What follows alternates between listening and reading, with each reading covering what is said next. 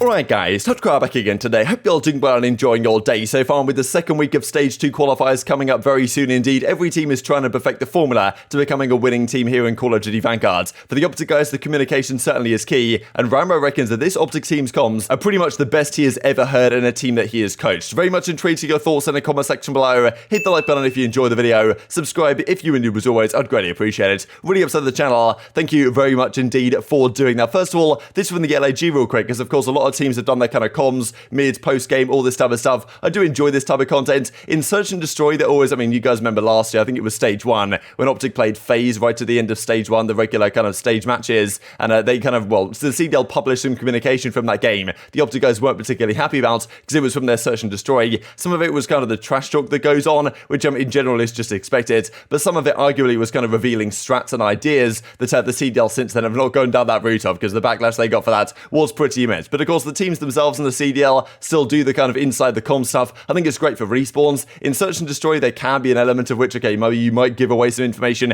if you reveal something that, well, to another team that you haven't to say, or like, well, just give some ideas. Pretty sure even other players have talked about it before, that they've go into like a Money 8 series, and CleanX would say, oh, you know, don't hold that in this situation because he can do this, and then you pick up, okay, hang on a second, they're going to do that in the game. So, you know, still, there's always these things that happen at this level, especially nowadays when the competition is so tight. But LAG is certainly doing a good job on the content front as of late. This also, just to mention, I've no idea whether this is actually going to be true, because like all these sort of leaks come out at the moment about this Modern Warfare 2 game. But just I mean, look, this seems promising. I'm not gonna I'm just gonna have to wait until I see it. I don't really care what the leaks say, to be honest. Probably none of this comes true. I don't know. But anyway, they reckon mostly 3-lane maps. They also reckon no sliding, which seems to me kind of a strange one. Like if Dolphin Dive actually comes back in this game, just because yesterday we mentioned that there might be no sprint to fire delay, as in like you can just sprint immediately while you're sprinting while ADSing, which seems really strange. Like look, I don't know, sliding has been pretty much a staple mechanic since Warzone's come into effect in Modern Warfare, and even before that as well. If Dolphin Dive comes back, I think it's probably better. It definitely changes the way the game plays a lot. Like a lot of the pros have talked about, right? Okay, if sliding is gone, like is aBeZy as good? Are the FaZe guys as good? Do they just thrive in this type of game, and other players thrive in other types of games? Because we kind of saw in World War II when we didn't have sliding, and ever since then we've kind of had it, that it certainly is beneficial for some players more than others, just on their playstyle. We might see a change there if this does come to fruition, but I wouldn't bet any money on it, to be perfectly honest. Just wanted to mention a couple of things in challenges real quick, because Blast, of course, who was a decent pro player for a time, he went to kind of, well, I think he's on Minnesota right now. Well, clearly you can see him on Rokkr, being a pro Warzone player. He reckons he wants to come back into challenges. A lot of players have kind of done this, right? They've gone to Warzone, kind of maybe got frustrated with the competitive scene over there, want to make a bit of a return. He reckons he's going to make a return and make it happen. I think he had a few words recently on the fact that he squandered some of his opportunities in the Pro League when he was there in World War II, was a pretty solid player. He was, I'm pretty sure, on the Los Angeles Guerrillas team actually at the start of Modern Warfare as well. Didn't really work out for him since then, unfortunately. This also just to mention from aBeZy, because he's been doing such a great job trying to gather all the stats from challenges. It's not just doing Pro League stats, but also challenger stats, which is just going to help everyone out, and he's great to look at as well. But still, for some reason, the Toronto Academy, the North American one with Mohawk and the boys, they like, if they lose a series, they're just out of there before it even ends. And of course, if you leave the map before it ends, you don't appear on the post-game scoreboard. We've seen that a few times here in the CDL, which just, yeah, I feel bad for Austin trying to deal with all this stuff, to be honest, with these players that are just going to dip. And I'm pretty sure he even said in the replies, like, if they keeps doing this, he's just going to chalk them up as 0 in 30 every single map and get them a 0 KD. And then, well, if they look at the stats scoreboard and they're nowhere near the top, they might think about making a different move on this front. Let's talk about this then, as Rambo had to say last night. So I'm talking about ranked play, the state of it is right now, and he's discussing, okay, SR, the way it works, could we potentially change it? Shout out honestly to Lawrence Messon and the guys over at Trei that are working on this, and you know, dealing with the feedback all the time. He reckons we've got significant SR change updates coming down the pipeline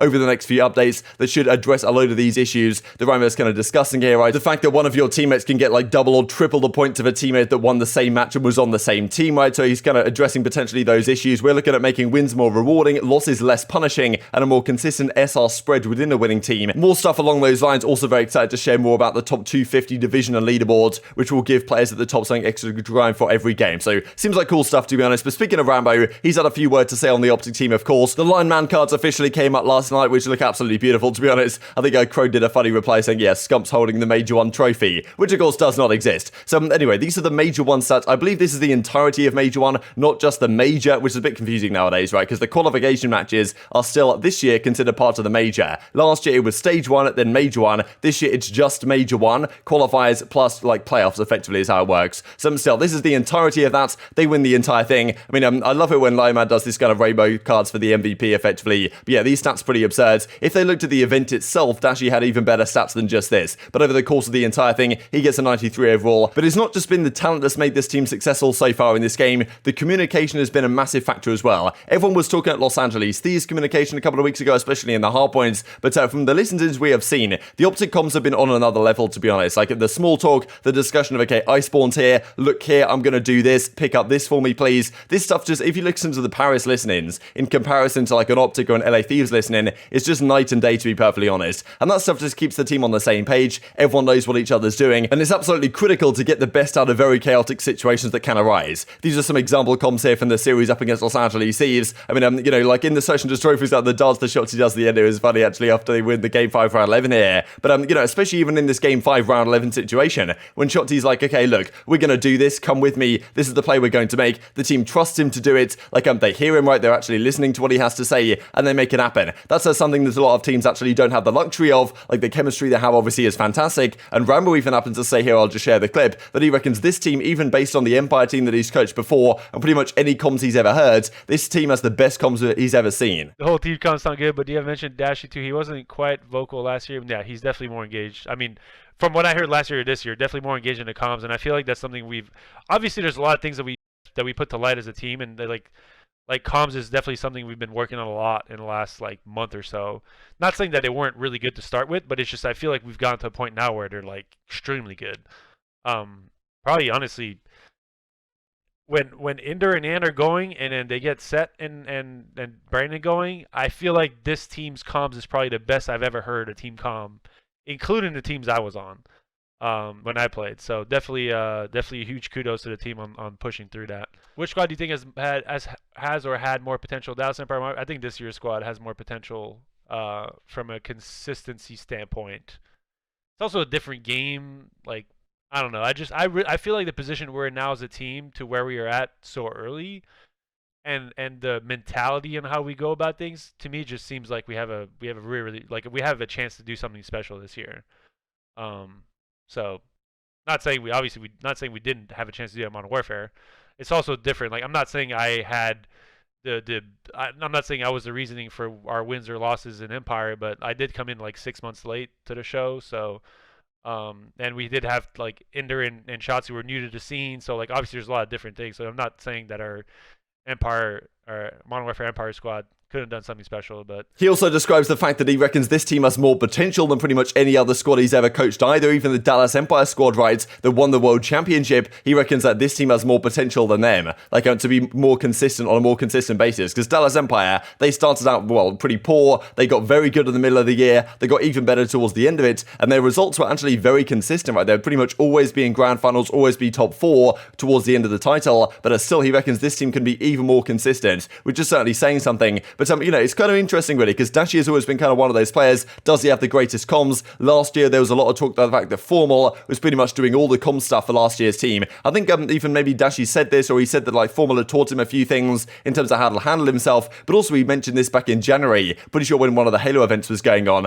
they did a listen-in with Formal, and he was just calling out everything, right? This guy was all over the shop, doing everything perfectly. I think it would be a good experience really for Dashie, of course, having teamed with Formal last year to pick up on some of this stuff, right? Because that's kind of been the implication that Dashie, not just right now is he playing at a very high level, but his comms are also fantastic and exactly where they need to be as kind of a main hero on the team, directing the troops when it's required, calling out like what you have, what you don't have, what you need to give up, like you know, what you have given up, where they're going to spawn. Can you help me with this particular push? I want to make this play. Can you like hold this angle for me? All this type of stuff that can happen in the heat of the moment that Formal is just so good at, that Dashie is clearly very aware of, and is working on his own game. That's the thing that really separates the best teams from just the teams that are kind of there or thereabouts. The best players are constantly working to improve themselves, right? They understand where their strengths lie, where their weaknesses lie, and trying to, well, shore up those weaknesses, right? And that's the thing that Rambo seems to have, well, not only instilled in this team to some degree, but of course the players have to do it themselves, taking their comms to the next level. Of course, as I said, the other part of that clip was the fact that he reckoned, look, this team actually has more potential than even the World Championship winning squad did of the Dallas Empire back in Modern Warfare 2020. This team, right at the start of the title, Rambo only came as a coach maybe a month or two into the title, and to be fair, as soon as he came in as a coach, they seemed to turn a corner. They won the final LAN event that actually happened that year, and I'm pretty sure it was the Los Angeles LAN event. They won that one. They go into the online era, get significantly better. And as I say, they were pretty much always there or thereabouts. They were always, I'm pretty sure they never failed to make a Sunday of any of the online tournaments. They, of course, went on to win the World Championship anyway that year, but they didn't win absolutely everything online. FaZe was still there. Huntsman was still there a little bit. Even Florida had that crazy run of like 2 event wins in a row that they had during the online Modern Warfare season. But Rambo says this current team has even more potential than this squad, which just goes to show that he's super confident, not just the comms, but also just everything about this squad in general that actually can take this to the next level, because they've already won one event. Like, you know, how many more can they win? How consistent can they be? Because FaZe last year, out of the 6 events there was last year, this year you could also argue there's 6 events, including the Prime Classic. They made 5 of the 6 grand finals, winning 4 of them. That's pretty exceptional. That's obviously going to be very hard to match, but maybe Rao has confidence that this team could even achieve something like that. Speaking of this, also from Lineman, the FaZe cards came out. I think over the course of stage 1, the numbers here for the FaZe guys actually better than some of the OpTic guys. Like, Cellium had a ridiculous set of KDs. Of course, his Search and Destroy for a time was a 2.68, but even over stage 1 entirely, or a major bar or whatever, he has a 1.61 in Search, 1.26 in hardpoint. Simp, despite technically underperforming, statistically has actually still been rather good. You got aBeZy and Arcitys here also playing okay. So these are, of course, the runner-ups from this stage, but still questions being raised about this squad, right? It's been quite an interesting time for them, because everyone, I mean, I saw even Enable did a video yesterday saying, is the FaZe Dynasty already over? Like, I'd argue they never really had a Dynasty. They've still got to prove that this year, because I think looking at the OpTic Dynasty back in the day, like Infinite Warfare time,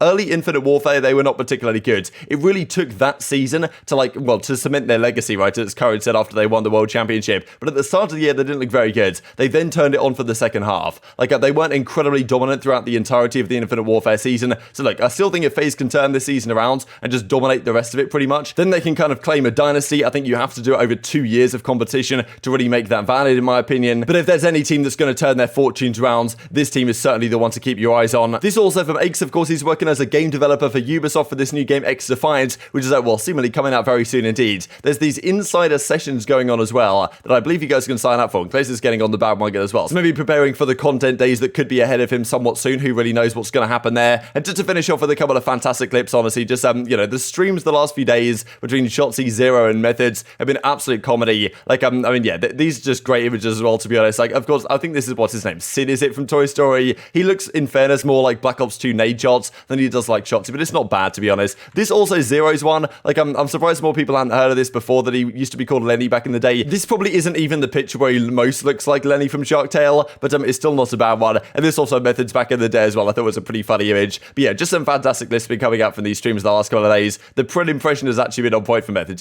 His impressions get better over time. I gotta give it to him. But very much intrigued to get your thoughts in the comment section below. Hope you guys enjoyed the video. If you did enjoy it, hit a like button. Tell us a YouTube god, this is a good video. I just like you should see it as well. And I'll grow the competitive Call of Duty community. Thank you for watching as always. Take care. And I will see you next time. Eggs up! Hey, wake up. Oh, he wants to drag. Oh, Lamar's here. Hold on. User was moved to your channel. Yo, what's up, Mark? Yo, is everything good? No, everything's good, bro. It's not like an emergency. It's just it's an emergency. It's an urgent because Pred wants to ask you something. Yo, Lamar. Bro, there's no way you guys are this bored, bro. Wait, Lamar. We want to know, Lamar. I was marinating on the couch. Tommy's like, yo, join the TS, it's urgent. I was like, wait, Lamar, is everything okay? No, like, Lamar. is everyone, someone in trouble? Lamar. I hate you guys, bro. I hate you guys, bro. It didn't Yo, work. Lamar, you want to go to Bora Bora in the off season? Yeah, bro. I'll keep hitting chests, bro.